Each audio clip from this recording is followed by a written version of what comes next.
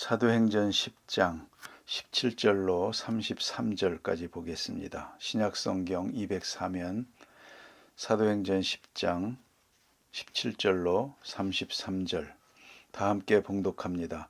베드로가 본 바 환상이 무슨 뜻인지 속으로 의아해 하더니 마침 고넬료가 보낸 사람들이 시몬의 집을 찾아 문 밖에 서서 불러 묻되 베드로라 하는 시몬이 여기 유숙하느냐 하거늘 베드로가 그 환상에 대하여 생각할 때에 성령께서 그에게 말씀하시되 두 사람이 너를 찾으니 일어나 내려가 의심하지 말고 함께 가라 내가 그들을 보내었느니라 하시니 베드로가 내려가 그 사람들을 보고 이르되 내가 곧 너희가 찾는 사람인데 너희가 무슨 일로 왔느냐.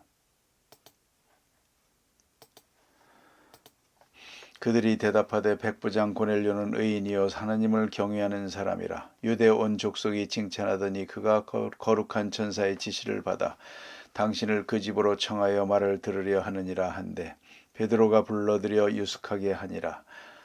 이튿날 일어나 그들과 함께 갈새 요빠에서 온 어떤 형제들도 함께 가니라. 이튿날 가이사랴에 들어가니 고넬료가 그의 친척과 가까운 친구들을 모아 기다리더니 마침 베드로가 들어올 때에 고넬료가 맞아 발 앞에 엎드려 절하니 베드로가 일으켜 이르되 일어서라 나도 사람이라 하고 더불어 말하며 들어가 여러 사람이 모인 것을 보고 이르되 유대인으로서 이방인과 교제하며 가까이 하는 것이 위법인 줄은 너희도 알거니와 하나님께서 내게 지시하사 아무도 속되다 하거나 깨끗하지 않다 하지 말라 하시기로 부름을 사양하지 아니하고 왔노라. 묻노니 무슨 일로 나를 불렀느냐. 고넬료가 이르되 내가 나흘 전 이맘때까지 내 집에서 제9시 기도를 하는데 갑자기 한 사람이 빛난 옷을 입고 내 앞에 서서 말하되 고넬료와 하나님이 내 기도를 들으시고 내 구제를 기억하셨으니 사람을 요빠에 보내어 베드로라 하는 시몬을 청하라.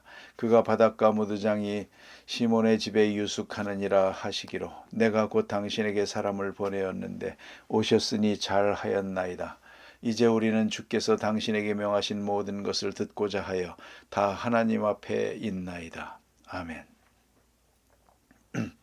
오늘 본문에서 우리가 다시 보게 됩니다만 복음이 이방에 전파되기 위해서는 반드시 극복해야 될 몇 가지가 있습니다. 그것은 민족적 우월성, 그리고 자타에 대한 편견, 또한 익숙한 처지에 대한 집착, 이런 것을 버려야 했습니다. 이걸 스스로 버릴 수가 없었습니다. 하나님께서 큰 핍박과 환난을 통해서 안주하고 싶은 자기 생활에서 벗어나게 했고 그리고 전혀 낯선 곳으로 낯선 사람을 만나게 했습니다.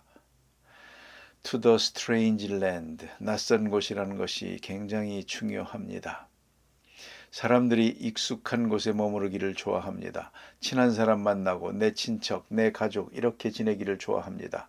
그러나 낯선 사람은 불안합니다. 전혀 모르는 사람, 그러나 익숙지 않은 낯선 사람을 찾아감으로 선교가 이루어지는 것입니다.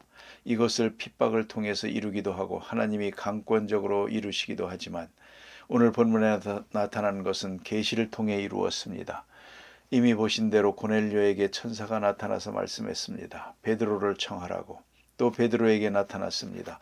묻지 말고 먹으라. 속된 것이라 하지 말라. 하나님이 거룩하게 하신 자를 결코 속되다 하지 말라. 묻지 말고 먹으라. 자, 이제 이 두 사람이 이렇게 계시를 받고 이것이 무슨 뜻인가 생각하게 됩니다.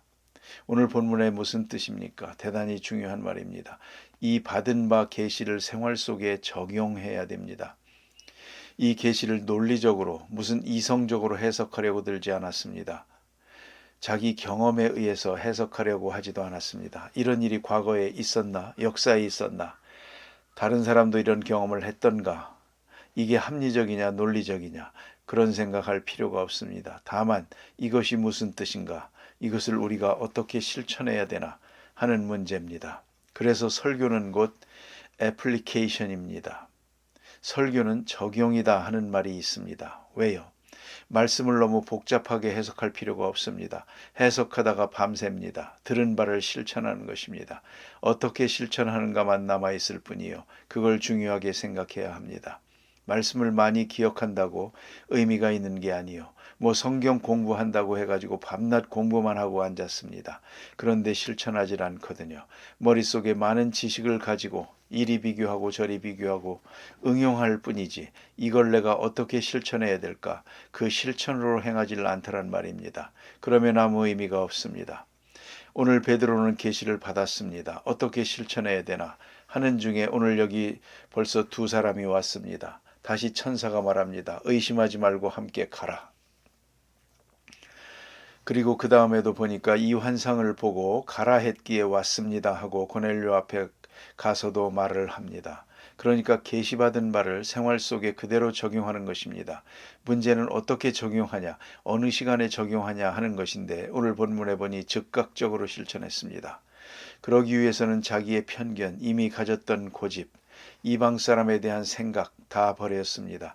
깨끗이 포기하고 그냥 따라가는 것입니다. 왜요?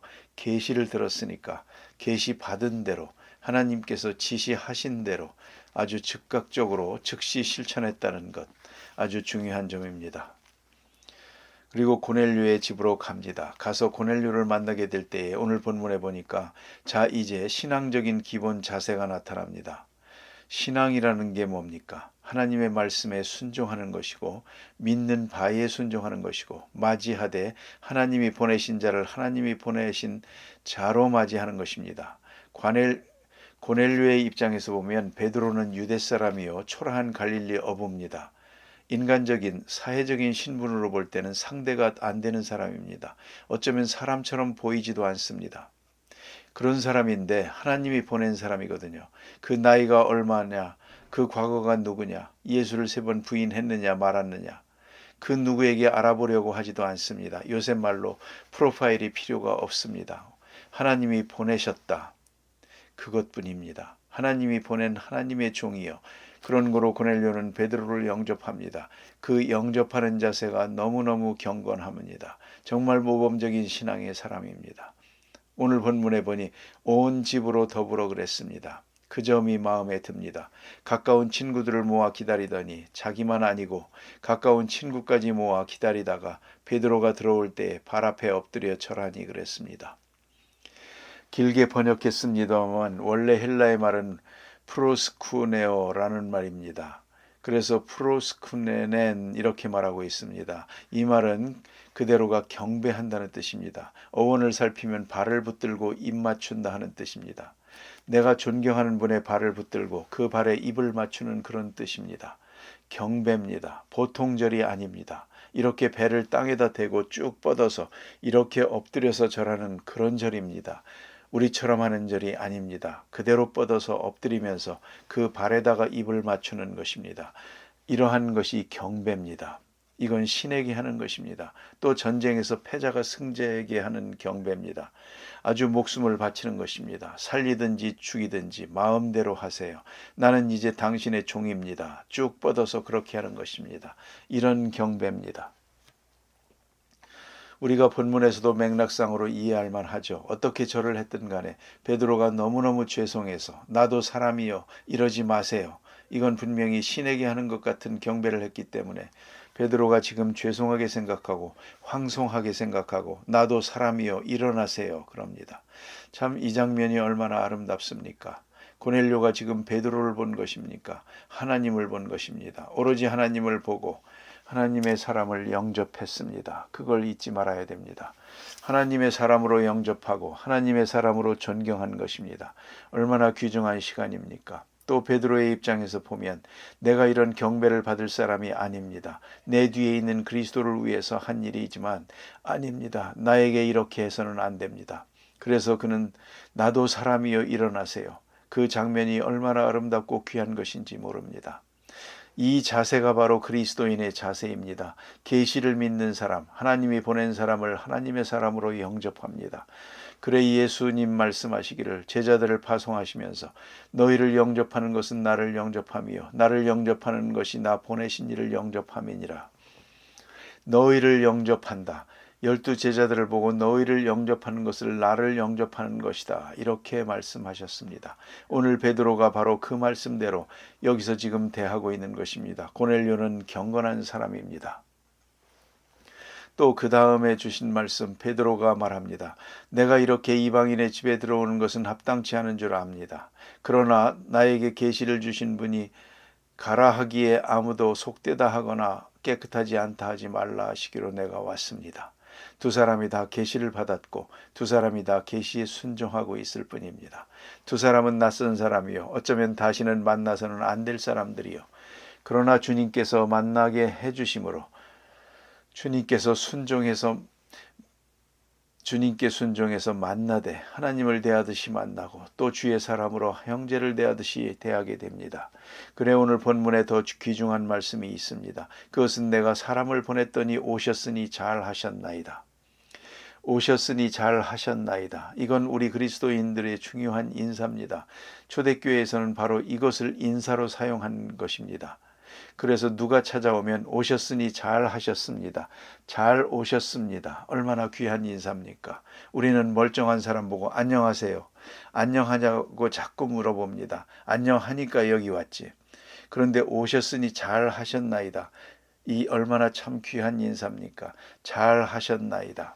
두 사람이 만나는 그 장면은 주님의 은혜 안에서 만나는 장면은 너무도 아름답습니다. 더 귀한 것이 있습니다. 우리는 주께서 당신에게 명하신 모든 것을 듣고자 하여 다 하나님 앞에 있나이다. 우리가 다 하나님 앞에 있나이다. 참으로 아름다운 말입니다. 하나님 앞에 있나이다. 지금 고넬료가 어디 있습니까? 베드로 앞에 있죠. 눈으로는 베드로를 보고 있죠. 초라한 갈릴리 어부요. 그러나 훈장을 달고 화려한 옷을 입은 로마 백부장은 그 앞에 무릎을 꿇습니다. 하나님 앞에 있습니다. 그 눈으로 볼 때는 한 사람을 봅니다. 그 마음으로는 하나님을 봅니다. 지금은 베드로 앞에 있지만 신앙적으로는 하나님 앞에 있는 시간이요. 이 얼마나 굉장한 시간입니까? 하나님 앞에 있고 그리고 당신에게 하신 말씀을 듣고자 하여 하나님 앞에 있습니다. 말씀하세요. 듣고자 하여 무슨 말씀입니까? 하나님의 말씀, 베드로의 말이 아니요 하나님의 말씀을 듣고자 하여 이제 베드로가 무슨 말을 하든지 그 10마디를 하든지 100마디를 하든지 가라 하든지 오라 하든지 다 하나님의 말씀으로 들을 자세가 되어 있습니다. 아주 훌륭한 자세요. 그야말로 프로페셔널한 경건입니다. 당신의 말을 하나님의 말씀으로 듣겠습니다. 자세가 돼 있습니다. 자, 고넬료는 지금 집에서 베드로를 청해서 하나님 앞에 있다고 했습니다. 성전까지 나와서도 하나님 앞에 있지 못하거든요. 그러면 어떻게 되겠습니까? 어디 가서 하나님 말씀을 듣겠습니까? 오늘 분명히 생각해야 합니다. 우리가 다 하나님 앞에 있습니다. 얼마나 귀중한 시간인지 모릅니다. 오늘 본문에 나타난 이 말씀은 대단히 중요합니다. 우리가 다 하나님 앞에 있습니다. 주님이 보내신 분으로 우리가 맡고 있습니다. 그리고 베드로가 황송히 할 만큼 꿇어 엎드려 경건함을 표했습니다. 이제 베드로가 말합니다. 무슨 말을 하든 다 하나님의 말씀으로 듣습니다. 내일 아침에 보게 되겠습니다만 이 경건을 통해 베드로가 말할 때에 말하고 듣는 그 순간에 성령이 임합니다. 오순절 성령이 임합니다.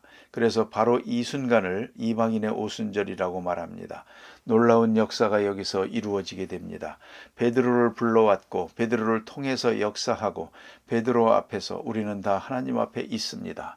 바로 이러한 경건으로 대할 때에 하나님의 위대한 역사, 복음이 로마로 가는 큰 역사적 계기를 여기서 만들게 됩니다. 기도하십시다.